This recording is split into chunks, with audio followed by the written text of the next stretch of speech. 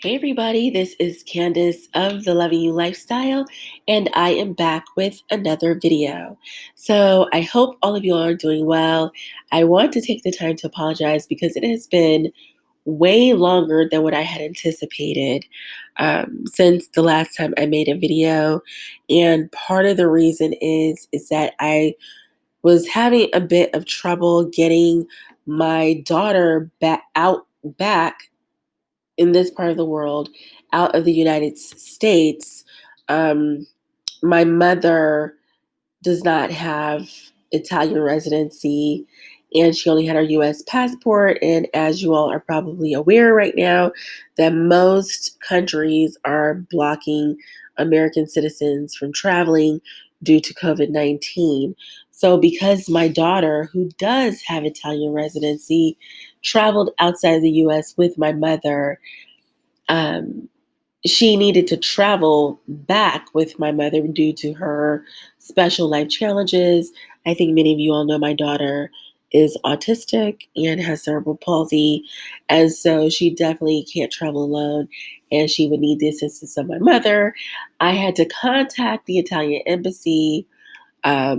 They were basically like, okay, we're not going to grant your mother special permission to enter the country. That's really your problem. And I'm just like, well, I'm stuck in Turkey and can you guys help me? And basically they said no. End of story. So I kind of had to go the roundabout way because I really needed to reunite with my daughter because I could tell like she just needed to be with me. It was just getting too long. We've been separated too long and we just needed to be together. I needed to get her back on her schedule. And I could tell like being apart was really wearing on her spirit. So, anyways, I was able to fly both of them into Istanbul. And so they are here with me, which worked out anyways, because we ended up closing on the flat that we all purchased here in Istanbul, Turkey. And we're actually going to be moving into that flat um, by this Saturday. So if you all want to see that particular journey, I started a second YouTube channel called Fearless Freedom. And I'll see if I can leave the link somewhere or on the community page. And you guys can follow that page, that channel, so that you can see my journey here in Istanbul, Turkey. But, anyways, again, I hope all of you are doing well. My sincere apologies. I am going to be making more videos regularly for this channel. I just needed to get through the really crazy spot that I was in with reuniting with my daughter and also closing on our apartment slash condo that we bought here in Turkey. So now that that's done, I can kind of, start moving towards some sort of normalcy. Thank God. Even though I still have to get back to Italy to get my stuff because all my stuff is still in my apartment in Italy. So crazy. So, anyways, it'll all happen. I'm just going with the flow still. Anyways, today's video is a viewer requested video on hypergamous international dating. I really think it's a great topic because I have been dating internationally now for about 2 years. Yes, 2 years. I have been just over 2 years that I have been back in the dating game. And it's been really interesting to adjust. And especially going from, and I guess you can say a little bit longer than 2 years because I've been in Italy 2 years, but prior to that, I had been traveling and dating as well. So it's been actually close to about 3 years that I've been traveling, dating, and it's really interesting because of the cultural differences. And we're going to kind of like talk about some of those things. And of course, now I'm here in Istanbul, which is a whole another culture that I have to navigate. But I actually like it because it's closer to who I am as a more traditional woman because the men here are so traditionally masculine. For me, it makes it easier. And this is probably the easiest environment that I've had dating wise. So let's get right to it. 9 tips plus a couple bonus tips that I'm going to throw in at the end there. So let's get to it. All right. Number one. So, number one is about looks. I know that's pretty basic, but looks are a huge part of attraction. So, of course, we're going to go ahead and start here. Number one, lose weight. I know we hear that all the time, but that's the truth. And while I do know some women who are overweight and happily married overseas, um, I don't like to use exceptions to the rules as the rule of thumb because they are, in fact, exceptions. And I think if you are trying to um, open and expand your options, if you are trying to catch as many fish as you can, per se, it's better to stick to the rules than to try to find an example that is an exception to the rule and then apply that to your life. I think it's just not a smart thing to do.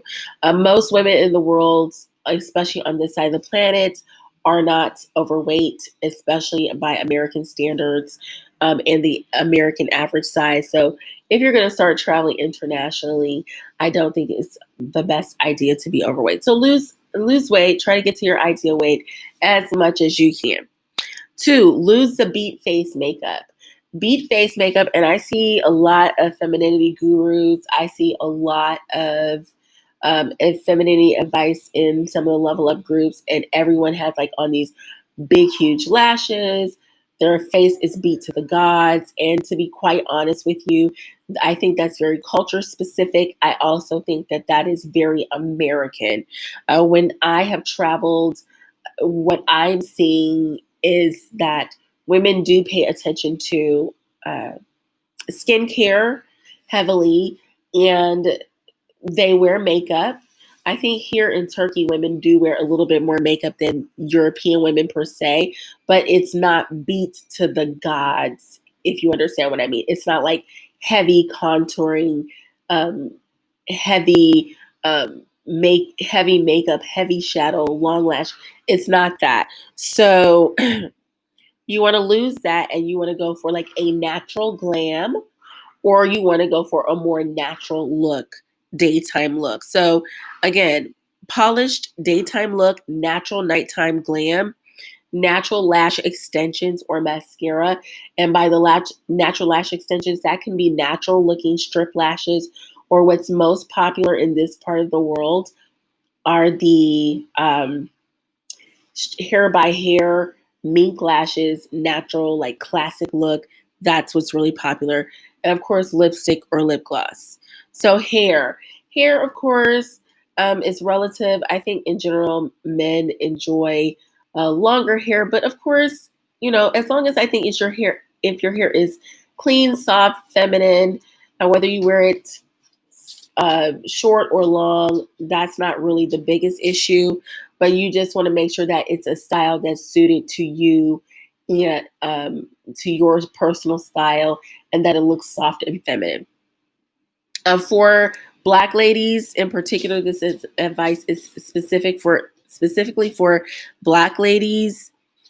Um, Loose, natural, curly, wavy hair, straighten, twist outs, braids on occasions, braid outs, or like loose.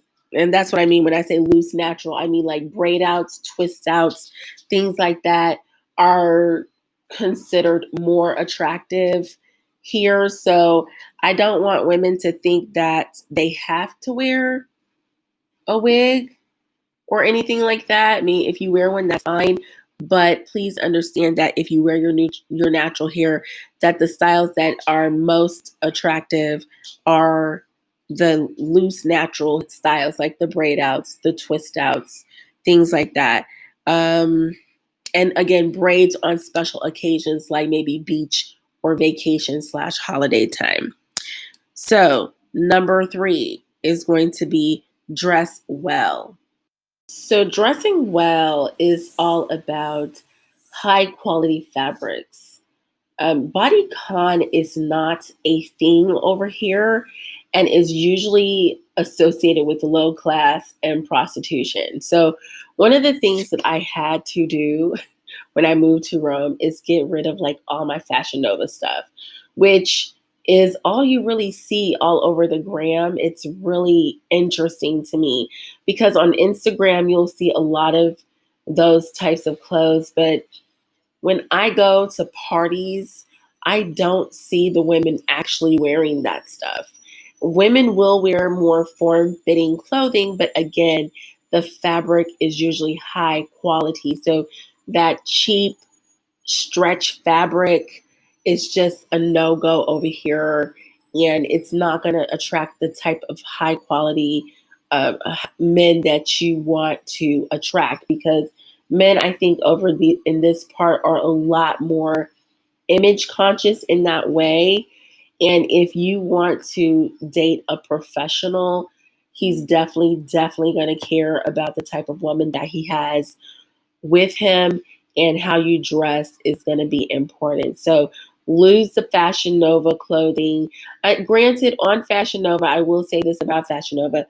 If you search, you can find nice quality clothes with that. The fabric is not like the stretch fabric. And I have found some nice items from Fashion Nova. So I don't want to totally like dismiss Fashion Nova, but what I'm saying is in general, you don't want to do like a ton of bodycon. And if you do the decide to wear body conscious clothing, or if you choose to wear, more form fitting clothing, make sure that the fabric is high quality. And that's what's really going to set you apart. Like if it's thin, you can see through it, etc. That's just not going to be a good look at all. Again, you can wear shorter skirts, but you need to be tasteful. Make sure that if you wear a short skirt, that your blouse is conservative, and vice versa. If you're wearing a lower cut top, then you can wear trousers or a longer skirt. Also, here in Turkey, cleavage is not a thing. Like I kind of do some observations, and I noticed that Turkish women in general don't show their cleavage, even though you will see girls wearing really short shorts, really short skirts, etc., sometimes exposing the midriff. I don't see that very many women expose their breasts in that way. So just be conscious of that, especially when it comes to wanting to attract high earning men. Learn the upscale. This is number 4, moving into number 4. Learn the upscale hotspots and neighborhoods before you travel or you decide to move. And then once you learn about those neighborhoods, then that's where you're going to want to move, and that's where you're going to want to hang out.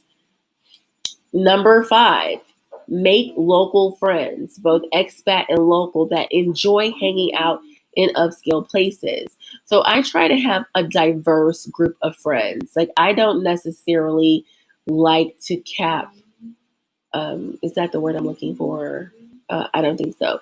I don't like to close off my circle to people strictly based on income because but I do like to have some friends that I know can afford and like to hang out in upscale spots.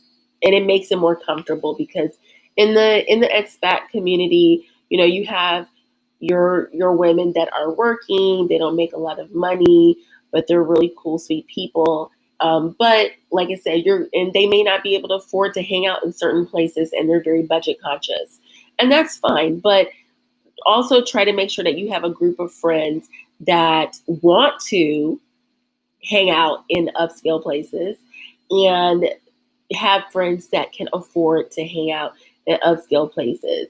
And again, not that I advocate going out with a whole group of women when you're trying to meet men, because that's not advantageous.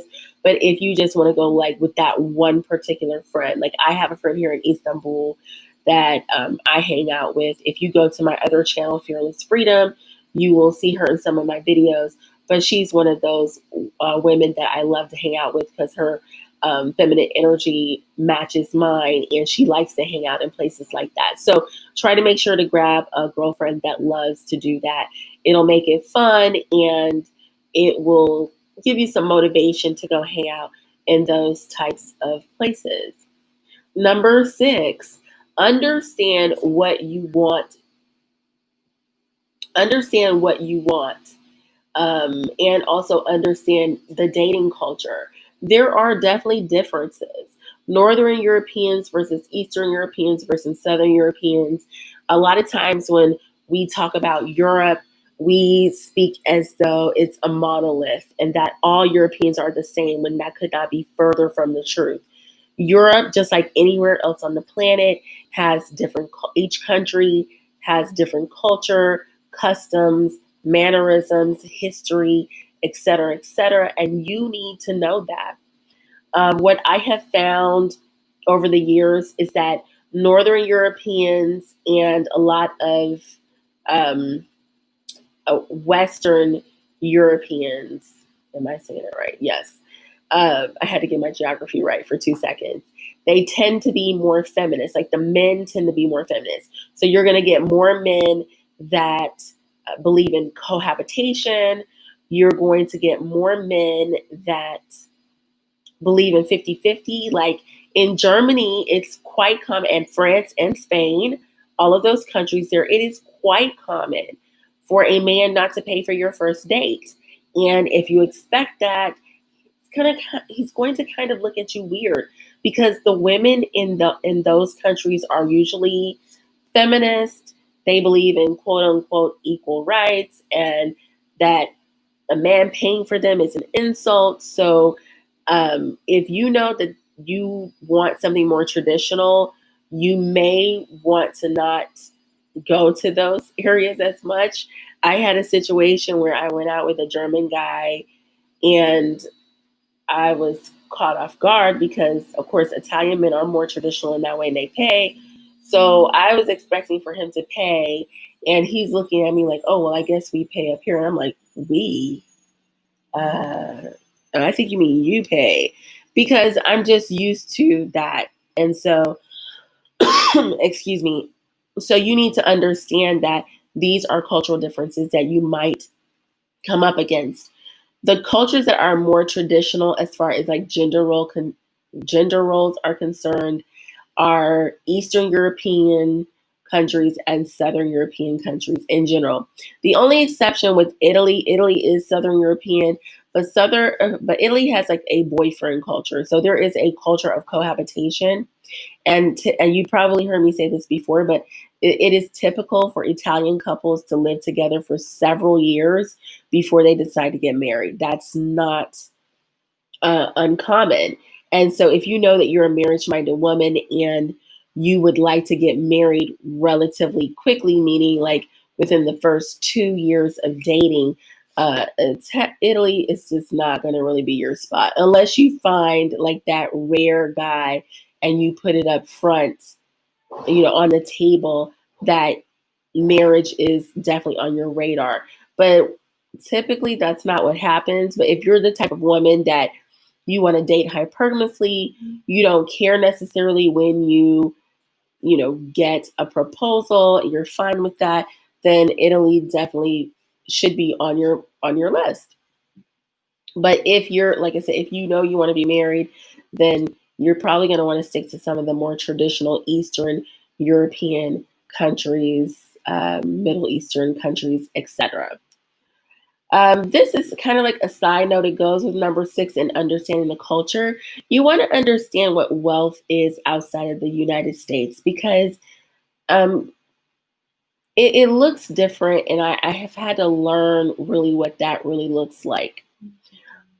I think in Europe in particular, and probably this would be common in the Middle East, there's a lot of old money.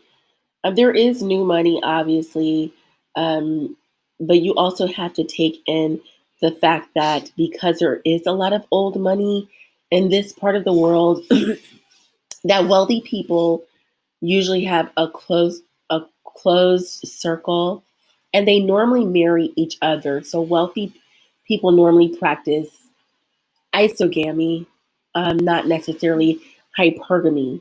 And that's very, very important for you to understand, because what I see going on in the level of community, or what I have seen in the past, is that there's a lot of sugar baby advice floating around about how to get a wealthy man, and being a wealthy man's sugar baby and being a wealthy man's wife are two different things.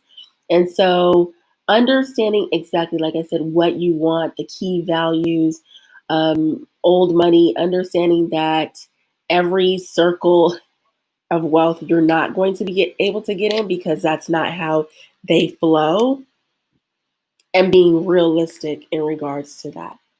So, understand things like class separation, understanding and considering other components of wealth, like family property, is very important. Um, a lot of times, families have summer homes. I'm sorry, there's some construction going on. There's some construction going on.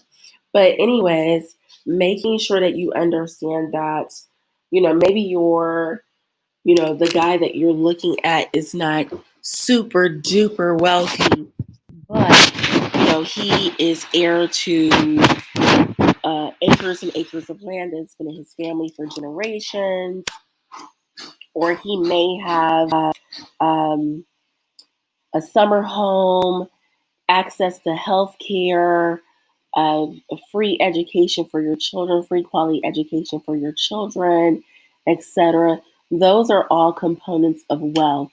A man's take home pay is not the only component of wealth. And I don't know how many times I have to drive that home, because for so many Americans, it's all about what your paycheck looks like.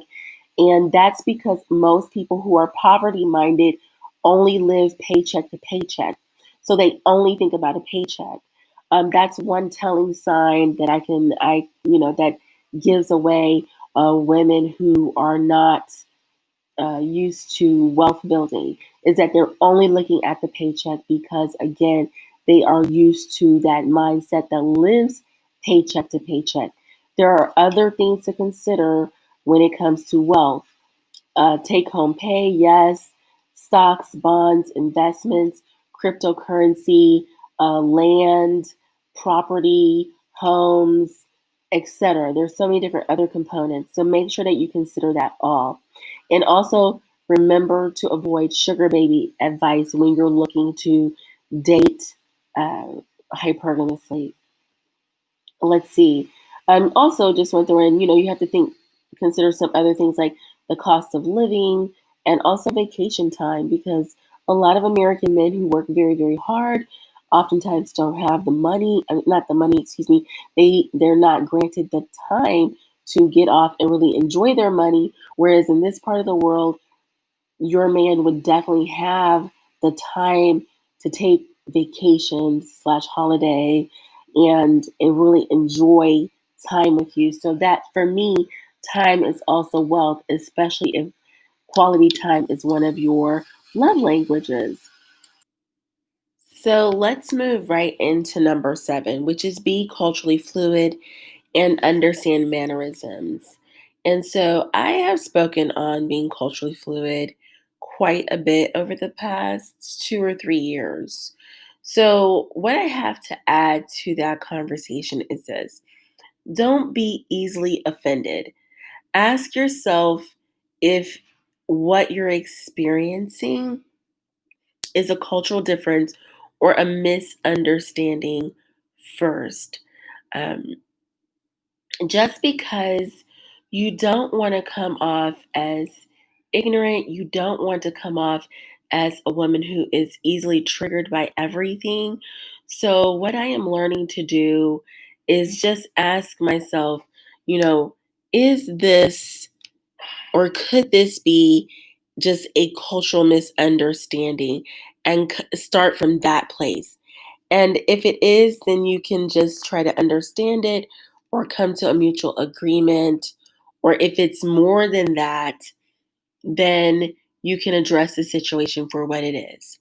Understand that certain subjects are offensive and off color in certain cultures, like asking a man for money up front, asking what he does for a living or his salary may also be offensive in some cultures. One of the things that I'm learning about Turkish culture is that asking those sort of important questions are not necessarily off the table up front because this is a culture of marriage and because Islam is the predominant religion here and cultural influence that um, people ask the important questions up front. Like, are you looking for something serious? What's your salary, et cetera, et cetera. And so I've had to learn how to not be shy about those topics as I'm dating because I am looking for a serious relationship. And so I need to gather as much important information up front to make sure that the man is a good candidate. And if he's not, then he just simply gets blocked. So, just be aware of those types of questions and make sure to know if they are culturally appropriate or not for the culture that you're going to be dating in. Number 8, cultivate your knowledge of world events. And the reason why I say this is that oftentimes Americans are thought of as being selfish and very American centered, meaning that America in the United States of America is the center of the universe and that nothing else happens on the planet and nothing else matters. I'm oftentimes impressed at the number of people that I meet over here that understand who our president is. They understand our government system and how it functions as far as the Congress and the Senate, etc. They have a vast knowledge, but oftentimes Americans do not know who the president of various countries are, or the first lady, or what types of government systems are in place. And so just learn to every day take a look at the world news and see what's going on because it shows that you are a compassionate and caring person. And it also shows that you understand that we're all connected on the planet because I think that is one of the things that I have also learned is that a lot of people in this part of the world genuinely understand that what happens in one part of the world can very well have a ripple effect throughout the planet and affect everyone, as we are finding out now with COVID. Um, but yes, definitely do that. And also, it makes you look classy and educated and like you are a person of a certain class level or at least educational level for sure. Number 9, you definitely want to take advantage of the dating apps, Tinder, OkCupid, Internations, joining networking clubs, lifestyle clubs are all very important. I like Internations because Internations, I've been able to meet some nice men along the way, and it's great for networking. It's great for dating. They have a paid version of the app, which I recommend you getting the paid version because when you go to certain events, you either get in for free or you get in for a discount and you get other perks. And the great thing about Internations is that it's for business professionals. So you know that everybody who's there has a certain mindset. So that's great about that. But there are other networking clubs, lifestyle clubs that you can join, yacht clubs, things like that. Make sure to take advantage of everything that's out there. So now it's time for my bonus tips. 10, understand family life dynamics, expectations, and gender roles because there are cultures where gender roles are traditional and men are traditionally masculine. And if you know that you are um, not with that, then you're going to find dating in those cultures very difficult. Now, I will say for the people who listen to my channel, and that if you are listening to my channel, 9 times out of 10, you probably don't heavily identify as a feminist or with radical feminism, which you all know that I am strongly against and that level of feminism, and I am anti-radical feminism. Um, but just understand that in all honesty, traditional gender roles are in place, traditional masculinity, and you need to understand how to flow and function in that. If that makes you feel uncomfortable, then you don't need to date those types of men. It's going to be very frustrating for you because it's going to be like trying to bend a tree, or trying to change the wind or something like that. It's just, to me, it's just pointless. It's easier for you to find some place, a culture that you can flow in with the men, rather than feel like you're warring against their traditional ways. And number 11, this bonus tip is specifically for my Black ladies that follow me on my channel. Understand that Black women have a reputation. This was a little bit of a hard pill for me to swallow, because when I was coming out of the US, I was a little bit naive. But you need to understand that in a time where everyone has Instagram, everyone has Facebook, everyone's on YouTube, they're watching videos. People do have preconceived notions of how people are based on the images and media that's coming towards them. I mean, everybody has Netflix, so they're we have a reputation. We have over 20 years of Black men and rappers, Black American men and rappers disrespecting Black women, calling us bitches and hoes. Excuse me if that offends you, language offends you, but that's what they actually say. Calling us out of our names and things like that. And that has had a ripple effect in the universe because, of course, words are powerful. And so it has done its damage. Also, you have to understand that in this part of the world, what happens is sometimes African women, poor African women, are tricked into sex slavery here, or they work as prostitutes. So, one of the things that I have heard from some Black women who live over here is that they have been mistaken for prostitutes.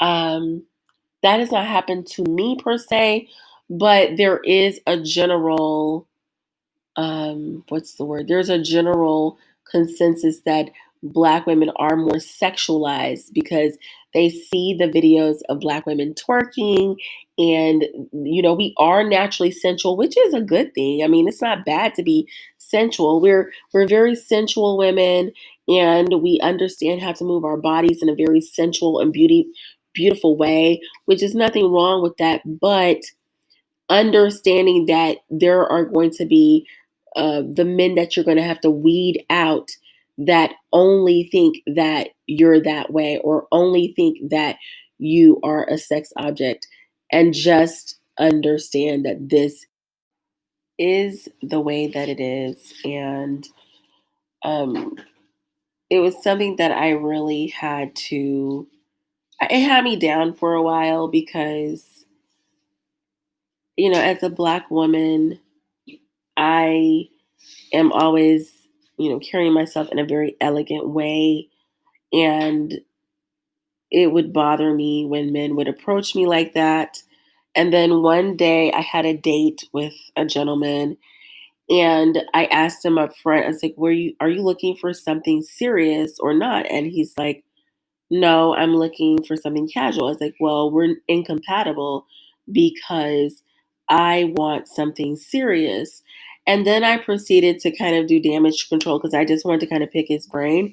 And I said, not all foreign women and not all Black women um, are open for casual relationships. I noticed that, some men over here seem to think that. And then he proceeded to tell me that, well, we're told that foreign women are very open to sex. And to be quite honest, I would be afraid to tell a Turkish woman that I wanted something casual. The reason why is because Turkish women expect a man to start talking about something serious within the first 2 to 4 weeks of dating. Like they're not gonna have their time wasted. And so, he kind of opened up a little bit to me about what men are told about Black women, what men are told about foreign women in general. So don't think it's just exclusive to Black women. It's not. All foreign women, period. Especially American women, but particularly Black women, because they see the images of us being hypersexualized in a different way from other women. So they just think that we're hypersexual and we just like to have sex all the time and then we're just down for whatever. And so, uh, I really it opened my mind, and it just helped me to understand the way I had to navigate things in the dating world in this part of the world. Luckily, all of the Black women that I do know in this part of the world are married to really great guys who do well and have summer homes, and they go to their summer homes and they're being treated very well. And all of them were married within the first 4 years of living over here. So that's very encouraging. I don't want anyone to feel discouraged. I don't feel discouraged, but I just want to make you aware of what you're going to have to weed out and the reality of hypergamous international dating so that you don't, come over with any sort of preconceived notions, and that you know what you're up against and how you have to navigate. So I hope that this video has helped. Of course, I look forward to you all's comments. If you have any questions, anything that you feel like I didn't cover or that I missed, please feel free to drop a comment in the comments section, and I'll kind of address that and we can continue the conversation in the comment section. But I want all of you to have a wonderful day, evening, wherever you all are on the planet. And I will see you all in the next video. All right, ciao.